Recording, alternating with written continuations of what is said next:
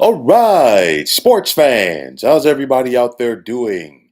William Martin coming at you one more time here on YouTube with another edition of the 300 Pounds of Sports Knowledge Podcast. How much more do we need to see of Dak Prescott at quarterback for the Dallas Cowboys to know that this franchise is not winning a Super Bowl with him under center? In 8 seasons as the starting quarterback of the Cowboys, Prescott's regular season record is 64 and 38, while he is only 2 and 4 in the postseason. But the biggest drop off for Prescott is his record against the losing teams. Teams with losing records in comparison to those elite teams around the National Football League.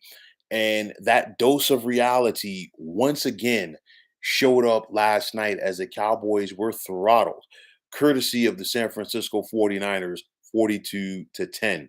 Last night, Prescott was just 14 of 24 passing for 153 yards with a touchdown and 3 interceptions. The 49ers, plain and simple, they've got Dak's number, as in his last 3 games against San Francisco, including 2 playoff losses. Prescott has now thrown 3 touchdowns while being picked off 6 times. You cannot overlook Prescott struggles against the Niners, as the 49ers, along with the Philadelphia Eagles, these are the teams that Dallas is going to need to beat if they want to win the NFC come January. Dak just led the NFL in interceptions last year with 15, and that was in spite of the fact that he missed 5 games last year due to injury. Dak and the Cowboys have the mentality of a bully as they beat up and feast on the bad teams, but then they struggle with the good ones. And we've seen that once again this season. Week number one, rather, the Cowboys beat up on the New York Giants. They've only got 1 win. They beat up on the New York Jets in week 2. The Jets only have 2 wins. Then they had a harsh dose of reality waiting for them. Why? Because they took the Arizona Cardinals lightly and paid for it as the Cardinals has dominated them. And then last week, Dallas beat up on a very bad New England team. And I honestly just look at the state of the Patriots right now. That's all you need to know. TFX, what's going on, my man? How's this evening going for you? You're saying, yeah, and Jerry knew he didn't want to sign him, but he caved when he had no other option. I'm going to touch on that in a minute because I got several things to say, so hang tight. But, it's one of those when you look at this Cowboys team overall, they've got a stout defense because their defense is legit. I know they're starting to pile up the injuries now. Leighton Vander Esch, of course, they lost Trayvon Diggs for the season with that ACL injury, and that was just prior to the Cardinals game. You look at this Cowboys team; they got a solid running attack with Tony Pollard. CD Lamb is one of the better wide receivers in the National Football League. And I talked about this defense, but at the end of the day, Dak is what is holding this team back. And for me and TFX, I'm sure you feel free to chime in on this and anybody else out there checking this out. The tenor of the National Football League has completely changed over the years. And I say that because gone are the days where you can go out there and say, we can win a championship with a game manager at quarterback. Gone are the days when we can say we can go out there and win a championship with a so so up and down quarterback. If you don't have that guy that could put a team on his back and win, especially win in those key moments, guess what? You're not winning. Just ask the San Francisco 49ers. They got to the Super Bowl a couple of years ago with Jimmy G at quarterback. And Jimmy G was the reason why the 49ers lost that game. You go back to a couple of years ago when the 49ers lost to the Rams in the NFC Championship game with Jimmy G at quarterback. That defense carried the Niners to the NFC Championship game. But when they needed Jimmy G to go out there and make a play, he could not do it. This is the same case for the Dallas Cowboys. Dak Prescott is good enough to beat up on the bad teams. He's good enough to win you a playoff game. But once you get to that divisional round, once you get to that conference championship round, which Cowboys have not been to in nearly 30 years now, you better have that guy. And if you do not have that guy, you're in trouble. And that's the biggest thing with the Dallas Cowboys. Dak Prescott is not that guy that's going to be able to elevate his game and take it to the next level for a team to win those championship type games. Now, Dallas, what can I say? How many more excuses are we going to make for Dak? Because before the problem was former head coach Jason Garrett, the Cowboys moved on from him. Then it was offensive coordinator Kellen Moore. And of course, Kellen Moore got thrown under the bus following Dallas's loss in the divisional round this past January to San Francisco. He's now calling plays for the Chargers. Current head coach Mike McCarthy has taken over the play calling duties rather for the Dallas Cowboys. The common theme remains the same. The guys calling the plays are changing, but the quarterback isn't. And because of that, these struggles continue for the Dallas Cowboys. Now, make no mistake about it. Dallas, in my opinion, is no closer than winning it all right now with Dak than they were when Tony Romo was the quarterback. But in the case of Dak, to me, he's living off of his rookie season in 2016 when Dallas went 13-3, won the NFC East, had the best record in the NFC, but they were still one and done in the postseason, courtesy of the Green Bay Packers. Also, let's not forget Ezekiel Elliott had a big rookie season in 2016 for Dallas, and that really changed the tenor of things. You want to get an idea as to why Dak is not that guy? And TFX, I'm gonna pull you in on this one. Jerry Jones had to be convinced to sign Dak to a long-term deal. Just let that sink in for a minute because when Troy Aikman was a starting quarterback of the Cowboys, there was never really an issue as far as Jerry not paying him. The same thing can be said about Tony Romo. Jerry Jones had to be convinced. And remember, there was a lot of back and forth as far as whether or not they were going to pay Dak. And to your point, TFX, Jerry really didn't have an option because it basically came down to, am I willing to start over at the quarterback position or do I keep Dak? And at the 11th hour, Dak Prescott and the Dallas Cowboys agreed to a deal. So again, that's a telling sign right there. You've never heard Patrick Mahomes have to go through that type thing with the Kansas City Chiefs. You really didn't hear it from Tom Brady with the Patriots until the tail end of his career, and then of course he went to Tampa. Throughout Aaron Rodgers' prime with the Green Bay Packers, you never heard it. Drew Brees of the Saints, and so many others. Okay, so again, that right there is a telling sign, and I really think that Dak's days in Dallas could be winding down. The Cowboys can come off of that deal after next season, and at the end of the day, like I said before, the Cowboys ain't no closer to winning a championship with Dak now than they were when he was a rookie.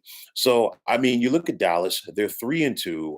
I still think they're a playoff team, but they're not the class of the NFC. The class of the NFC is the Philadelphia Eagles and the San Francisco 49ers.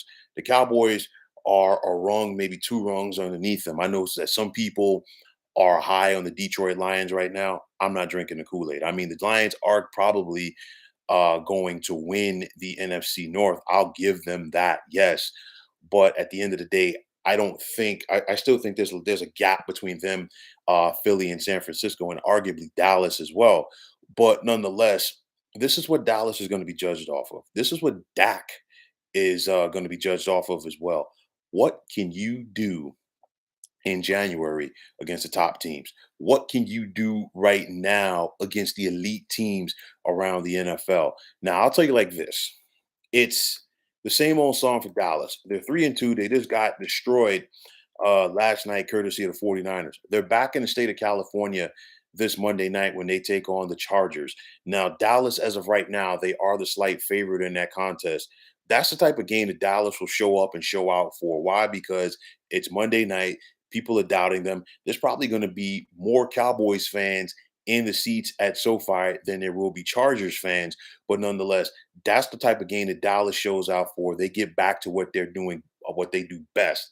But again, Dak is not the same quarterback if you can't spot him a lead, if your defense is not going out there forcing turnovers, having pick sixes, having scoops and scores, things of that nature. He benefits off of that. He thrives off of that. But if you're asking Dak, to go blow for blow with another top quarterback, if you're asking Dak to bring you back from a 10, maybe 13-point deficit in the fourth quarter, he's not that guy. And these are the things that you might have to face come the postseason. What are you going to do? Once you go out there and face, a Philadelphia Eagle team potentially in January. We've seen what's happened the last three times against the 49ers. It's basically the same old song. The Niners force an early interception from Dak, and then the floodgates open up. And then once Dallas and Dak in this offense find themselves behind, guess what? The 49ers just pin their ears back with those bevy of pass rushers. And at the end of the day, the 49ers just beat them up physically in the trenches on both sides of the ball. So I'm looking at it, and at the end of the day, they're no closer to winning it all with Dak now than they were several years ago. TFX, you're saying, and then Jerry had them tweet out about his interceptions in that San Francisco playoff game. Listen, I said it going into that playoff game this past January when Dallas lost to San Francisco. I said there was no way the Cowboys are going to win that game. Why? Because at some point, Dak Prescott was going to show up. And I say that because whatever you do is always magnified on the postseason stage. Dak Prescott led the NFL in interceptions last year. He already has four so far this season, and that is going to show up against the elite teams. Philadelphia knows that he's turnover prone. San Francisco knows that he is turnover prone. And until he's able to prove them otherwise, he's going to have to sit back in the pocket and sling that football around. And if he slings the football around to the teams that's wearing the other jerseys, guess what? Dallas is in for a long night. At the end of the day, you can say whatever you want publicly. Some may agree with what I'm about to say, some may not. It's all good. But I don't think that that team, the Dallas Cowboys, believes in Dak Prescott against the good teams because, again, you've got to have that guy at quarterback to go out there and win the game for you. You got to have that guy to go out there and make those key plays in those crunch time moments. And Dak is not that guy. Like I said, more than likely, Dallas will get back on track this coming Monday night against the Rams. Then they've got their bye week. But then you look at the schedule right after that. They're home for the Rams, and Dallas better not sleep on the Rams in week 8. They're then at Philly, and I guarantee you they're going to be under the microscope in that one. More importantly, Dak is going to be under the microscope under that one. And then you got a little leeway. You got the Giants at home for week number 10, and then you're at Carolina in week number 11. But then you look at the final five for the Dallas Cowboys. They're home for the Washington Commanders. Oh, pardon me, not the final five, but the final seven, rather. But they're home for the Washington Commanders on Thanksgiving Day.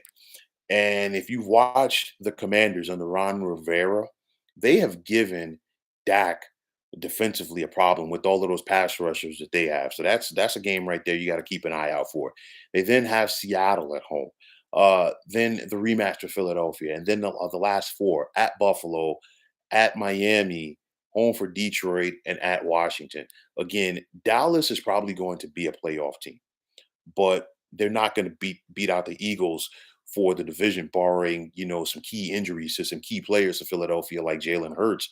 So Dallas once again has to get themselves prepped in wild card mode, and if you get yourself prepped for the wild card, that means you've got to go on the road and do your damage. They could probably go out there and beat the NFC South winner if that's who they had to face in a postseason situation, or maybe the NFC North winner if it's the Lions. But again, eventually you're going to have to face Philadelphia or San Francisco in January. You can run, but you can't hide. And like I always say, whatever you don't do well shows up at the most inopportune time. Dak cannot take care of the football against the key teams. Dak cannot win the big games for the Dallas Cowboys. And until something changes, it's going to be the same old song and dance for the Dallas Cowboys and Dak Prescott. We've had enough tape on his resume to know what he is and what he isn't. And what Dak Prescott is not is a quarterback who's going to lead the Dallas Cowboys to a championship. So, folks, that is going to wrap it up. And as always, I want to take this time out to thank you for tuning into the 300 Pounds of Sports Knowledge podcast here on YouTube. I want to take this time out to thank all of you fine folks out there for tuning in. And if you have not already, please feel free to subscribe to this channel. Now, if you're on the X, formerly known as Twitter, please feel free to follow me at 300 Pounds of Sports. And like I always say, if you follow me, it'll be my pleasure to follow you right back. There's also the sports discussion group on Facebook at the Sports Depot 365. Now you can check it out. Drop a line and be a part of one of the better sports debating sites going on social media. So once again, fine folks, my name is William Martin, and I'm signing off. And just before I do sign off officially, TFX, I want to thank you one more time for tuning in. I didn't get it right with my key pick that I talked about the Rams and the Eagles yesterday. The Rams were game, but they came up short against a darn good Eagles team. And I know you weren't happy to see the Giants play yesterday as they once again took it on the chin. That's a whole nother story for another day. But once again, fine folks, this is William Martin signing off, saying thanks once again for tuning into the 300 Pounds of Sports Knowledge podcast here on YouTube. Be well, everybody.